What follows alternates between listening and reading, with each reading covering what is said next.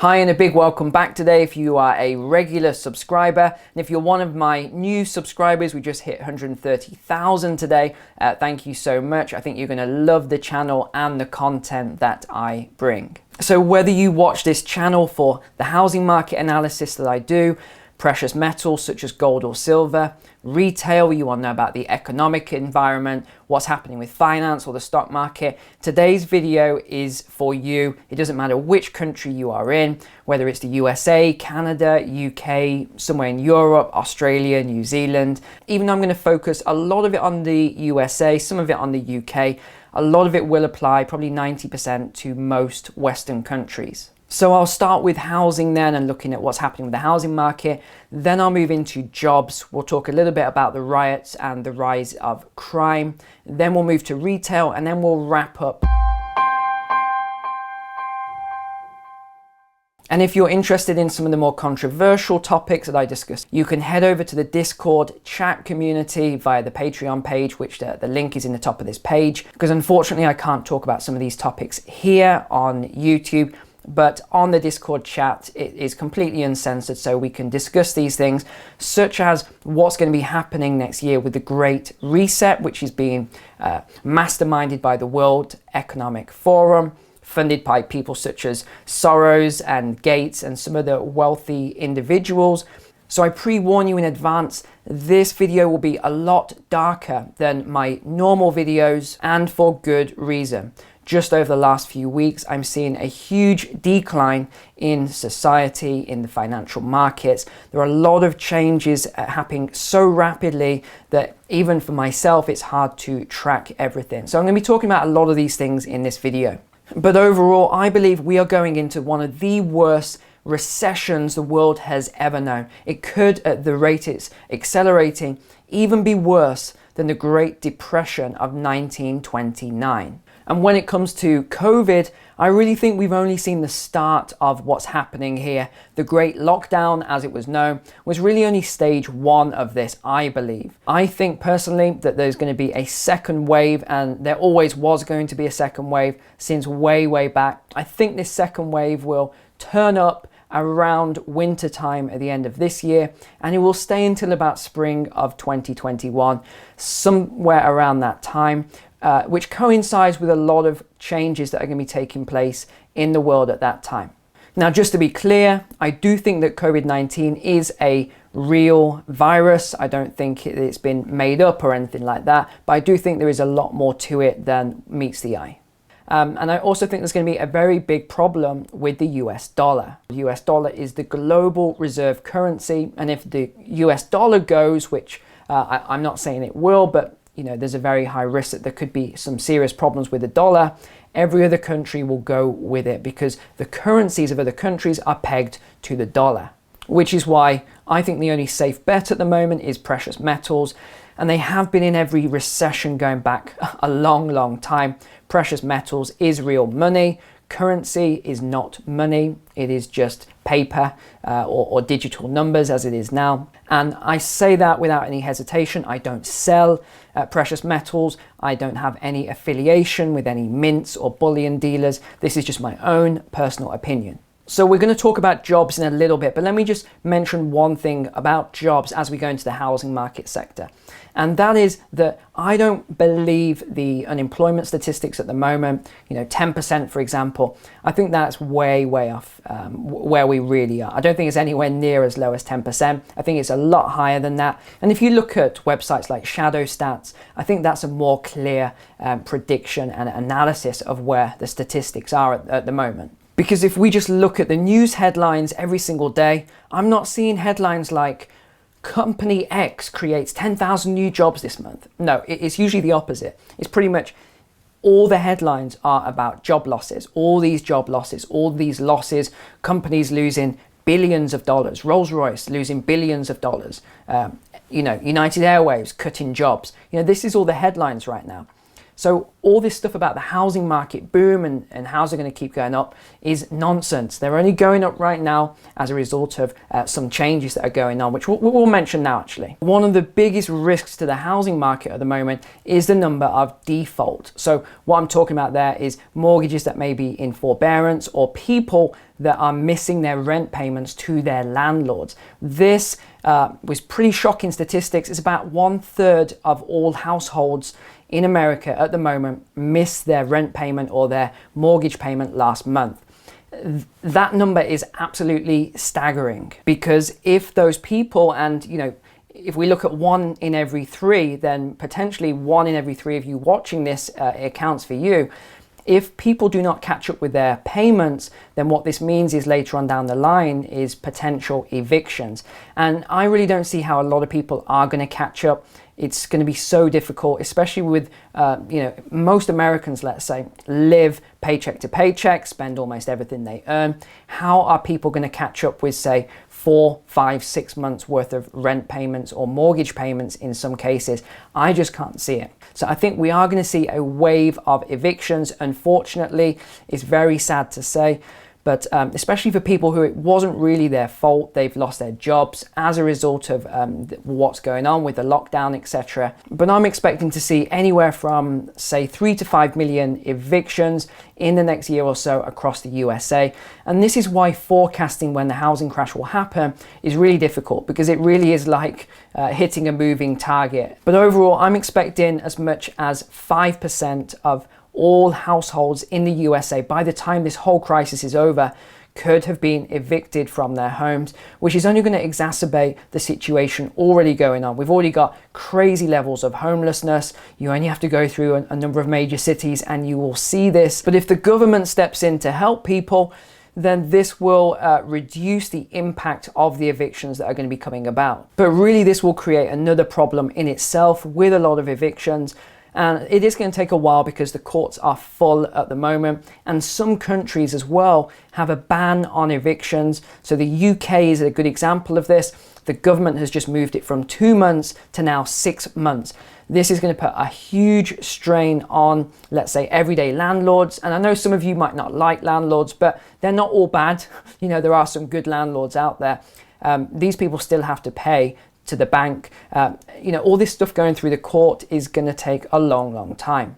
Hey, thanks for watching so far. If you're enjoying this video, would you please do me a quick favor? Just click the like button for me, and why not consider subscribing to the channel? I bring you videos like this every week, and this is being compounded by these big businesses, these big corporations, which you're seeing the result of in the stock market. They're making all these cuts in jobs. They're firing people left, right and center, which is good for shareholders and it's good for the companies. But we're talking the 0.1% of people here. So the rich are getting richer and richer, and the poor and the middle class are getting poorer and poorer and poorer as a result of what's happening. So I think this is just going to continue. I think that evictions are going to increase. Things are going to get very bad indeed. And you've seen tent cities already. I saw a tent city when I was going through LA last year. I mean, we're talking more than a tent city. This is going to be absolutely huge. The homelessness issue is going to be, I don't even want to think about it. It's going to be that bad. So let me just touch on what the biggest problem is here. I said I'd mention one of the variables is that when these evictions happen, a lot of landlords are just going to say, you know what? Forget this. I don't want to deal with this at the moment because I might have to cover the rent for tenants that don't pay, and I don't want to go through the eviction again. They're going to put their houses on the market. This is going to come at a time when a lot of other houses are hitting the market. We're already seeing this happen in some states at the moment, some cities. All these houses are hitting the market at the completely wrong time. We are going in for a perfect storm at the moment. And as inventory increases in some of the worst areas, this is where house prices are going to come crashing down way before any of the nice areas come crashing down. And that's one point I want to mention here. When I talk about a housing crash, I don't mean there's going to be a crash and it's going to be severe across all areas. This will be regional. It will depend on the area that you're in. And of course, when you start to see houses being reduced in your area, let's say that you are a homeowner, you want to move house, or you're a landlord and you want to get rid of your house.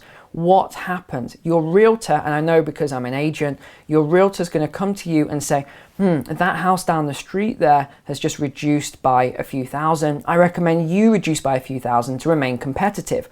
And what this does is then other realtors see, and this is how it starts. You see this big spiral going down and down and down, and houses start to, it's called the herd mentality, basically, if you want to look this up. It's called the herd mentality. People then start to reduce their prices, and even if there was no housing crash going to happen, all of a sudden you're getting this spiral downwards, which is accelerating a crash that maybe wouldn't have happened for a few months, but it's been accelerated. We also have right now the capital gains tax cut, which is happening in some countries. We're having the stamp duty cut. UK is a perfect example. If you buy a house, there's almost no tax to pay at the moment.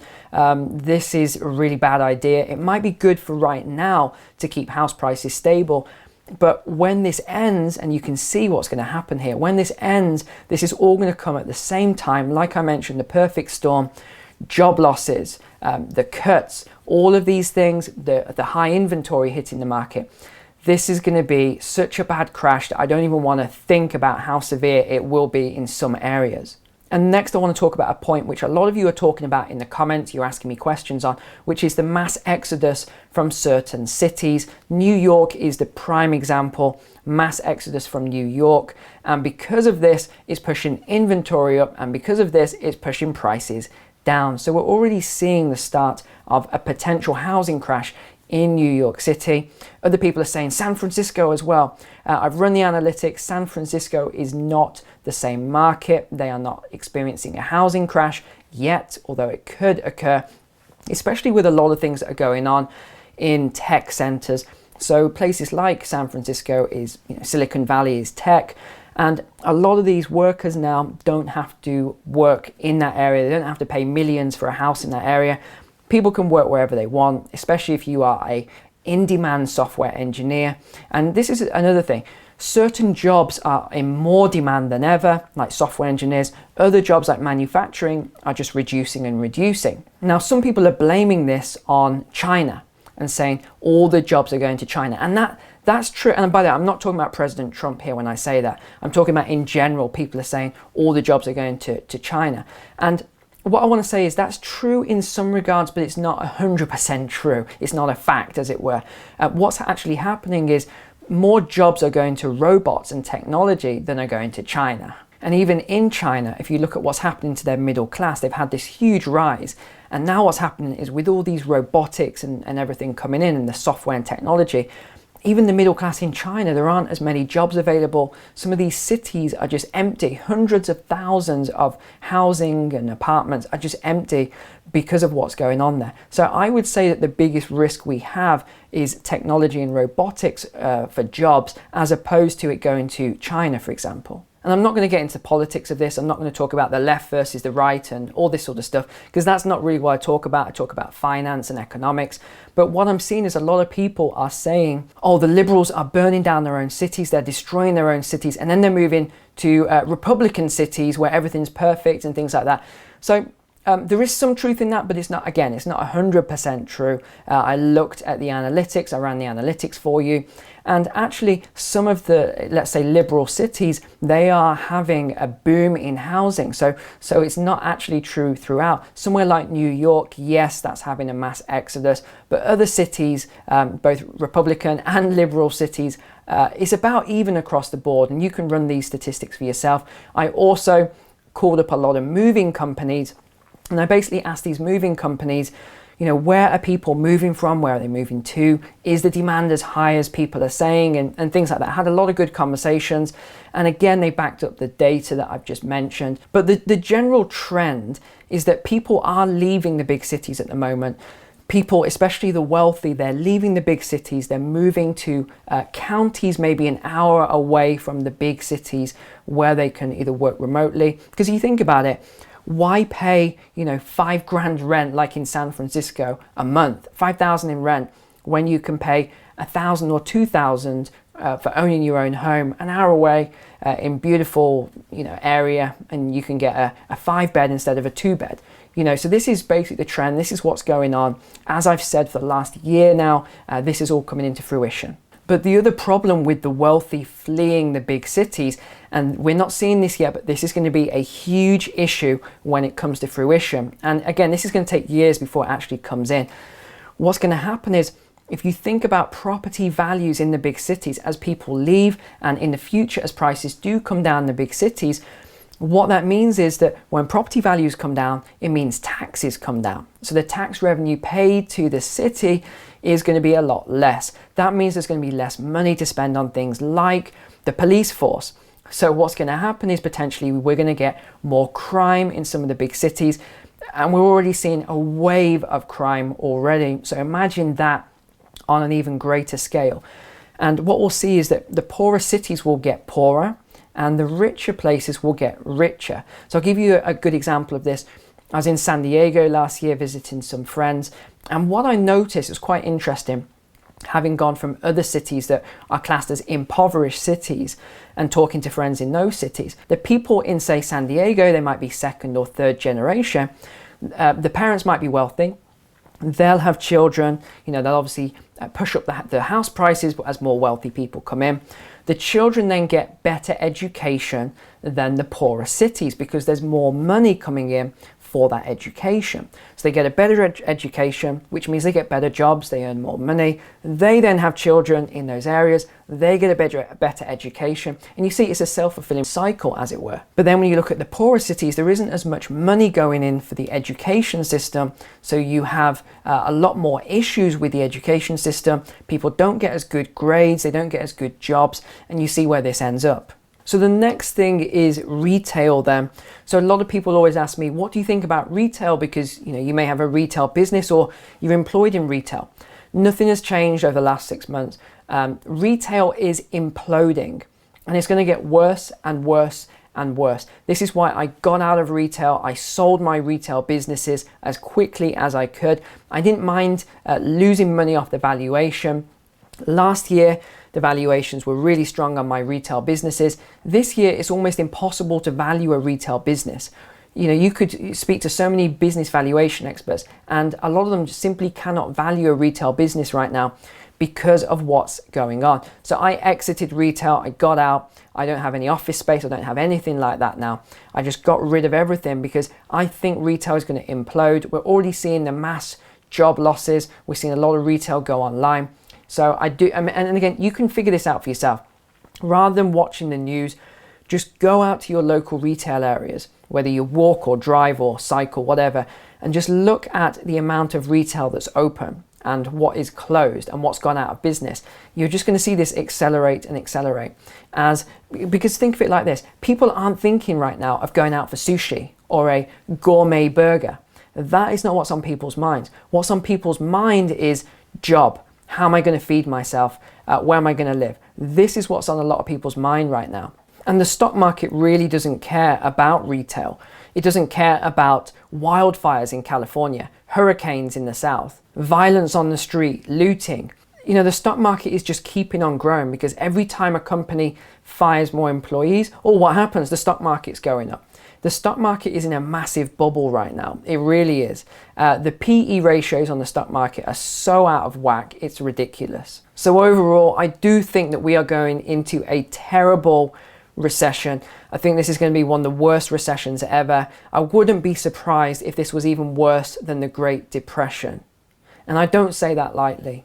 So if I could give you any tips to help you protect yourself, it would be just make sure that you've got some sort of metals, silver or gold, even if it's just a small amount to protect you if there was a huge crash. I hope this video helped today. If you enjoyed it, please click the like button and consider subscribing to the channel, and I'll see you next week.